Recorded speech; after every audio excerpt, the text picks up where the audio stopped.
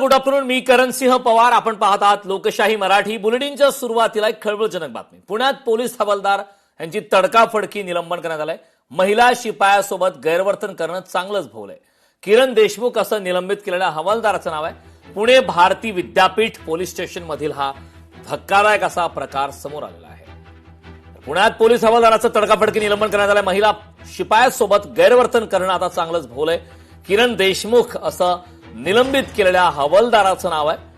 तर पुण्यातील Bharati Vidyapeeth police station मधील हा संपूर्ण धक्कादायक प्रकार आता उघडकीस आलाय.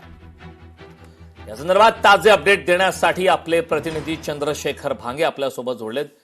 चंद्रशेखरजी, आपण पाहतोय रक्षकच भक्षक झालेत का, हा प्रश्न पुन्हा एकदा निर्माण होतोय. कारण पोलीस हवालदारानेच महिला शिपायासोबत गैरवर्तन केल्याचा गंभीर प्रकार पुण्यातून समोर आलाय. काय सविस्तर माहिती या घटनेबाबतची?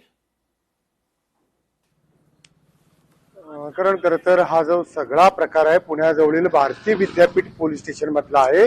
खरं तर हा जो आरोपी आहे किरण देशमुख याच्या विरोधात या पीडित महिलेनं तक्रारी अर्ज केलेला होता आणि या सगळ्या तक्रारी अर्जानंतर त्याची चौकशी करण्यात आली आणि या चौकशीनंतर त्याला निलंबित करण्यात आलेलं आहे. खरं तर आपण पाहिलं की किरण देशमुख याच्या विरोधात आणखीन काही महिला पोलीस ज्या आहेत त्या तक्रार केल्या असल्याची सुद्धा माहिती आहे. हा जो निलंबित झालेला पोलीस हवालदार आहे किरण देशमुख हा खरं तर पेशानं गाणे सुद्धा म्हणत असतो, रील स्टार सुद्धा असल्याची माहिती समोर येताना दिसत आहे. एकंदरीत हा जो किरण देशमुख आहे भारतीय विद्यापीठ पोलीस स्टेशन मध्ये वरिष्ठ पोलीस निरीक्षक जे आहेत त्यांचा रायटर अर्थात लेखनिक म्हणून काम करतो आणि लेखनिक म्हणून काम करत असताना ज्या वेळेस महिला पोलीस शिपाई त्याच्याकडे काम घेऊन जात होता त्यावेळेस त्यांच्याशी तो गैरवर्तन करत असल्याची माहिती जी आहे ती त्या महिला पोलिसांना वरिष्ठांना लेखी कळवली होती आणि या सगळ्या अर्जाची चौकशी झाली आणि या सगळ्या चौकशीमध्ये हा जो किरण देशमुख आहे तो दोषी सापडलेला आहे